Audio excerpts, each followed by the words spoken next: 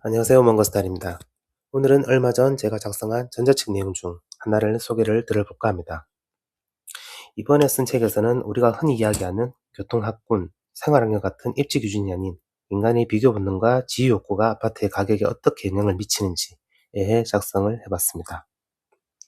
들어보시고 내용에 대한 구독자 여러분들의 의견도 말씀해 주시면 감사하겠습니다. 그럼 내용 시작하도록 하겠습니다.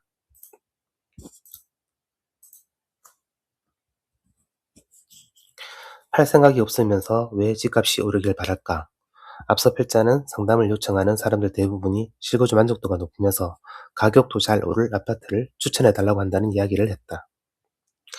그런데 필자가 아파트 가격이 고점 부근에 이르렀을 때 매도할 계획이 있는지를 물어보면 대부분 구체적인 목표 가격이나 매도 시기를 정해둔 경우는 거의 없다. 가격이 많이 오를 아파트를 매수하고 싶어 하면서도 정작 가격이 올랐을 때는 매도할 계획이 없는 셈이다.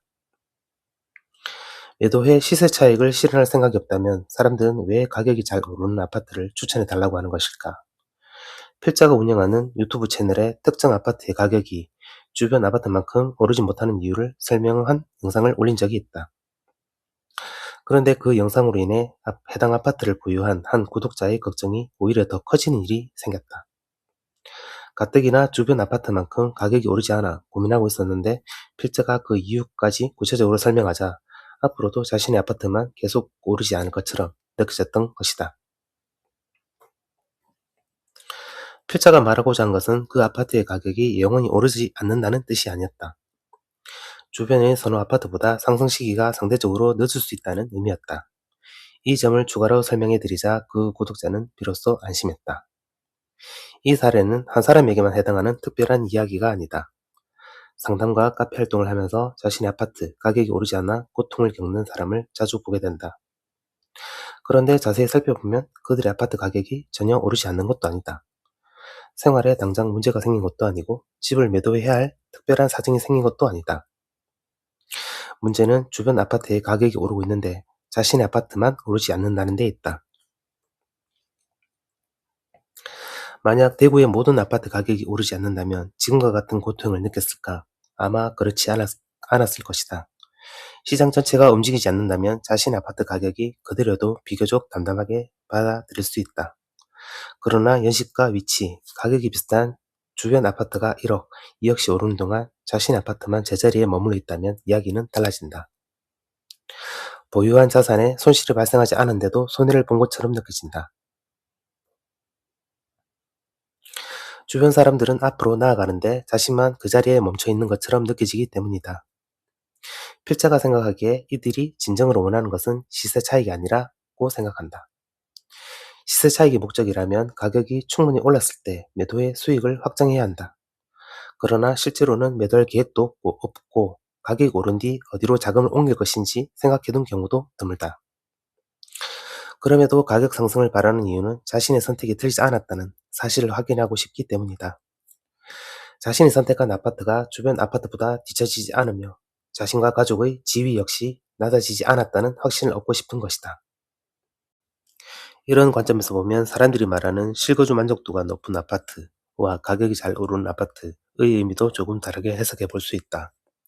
실거주 만족도가 높은 아파트란 단순히 교통이 편리하고 내부 구조가 좋은 집만을 의미하지 않는다. 현재보다 더 높은 지위를 발신하거나 적어도 자신이 원하는 생활 수준과 지위를 보여줄 수 있는 아파트를 의미한다. 가격이 잘 오르는 아파트 역시 반드시 가장 높은 투자 수익률을 안겨주는 아파트를 뜻하지 않는다. 비슷한 지역과 연식, 가격대의 주변 아파트만큼은 함께 올라 상대적 박탈감을 느끼지 않게 해주는 아파트에 가깝다. 사람들이 원하는 것은 수익의 실현보다 비교 집단 안에서 자신의 위치가 유지되는 것일 수 있다. 집값은 단순한 자산 가격이 아니다. 자신이 내린 선택이 옳고 그름을 보여주는 성적표이자 주변 사람과 비교해 자신의 위치가 어디인지를 알려주는 순위표로 작용한다. 가격이 오르면 당장 매도하지 않더라도 자신의 선택이 옳았다는 만족감을 얻는다. 주변 아파트보다 더 많이 오르면 자신이 한 단계 앞서 나갔다는 우월감도 느낄 수 있다. 반대로 자신의 아파트만 오르지 않는다면 실제 생활이 달라진 것이 없어도 실패한 선택을 한 것처럼 느껴진다. 주변 사람들의 자산과 위치가 상승하는 동안 자신의 상대적인 위치는 낮아졌다고 받아들이기 때문이다. 그래서 사람들은 높은 수익률을 원한다고 말하면서도 정작 수익을 실현할 계획은 세우지 않는 것이다. 그들이 확인하고 싶은 것은 투자 수익률이 아니라 자신의 상대적인 위치이기 때문이다. 이제 사람들의 행동이 조금은 이해가 된다. 사람들이 경제적으로 합리적이지 않다고는 말하기 어렵다. 경제적 수익을 기준으로 보면 앞뒤가 맞지 않는 행동처럼 보이지만 자신의 지위를 지키고 비교 집단에서 뒤처지지 않으려는 본능의 관점에서는 오히려 일관된 행동이다. 사람들은 수익을 따지는 것이 아니라 순위를 확인한다.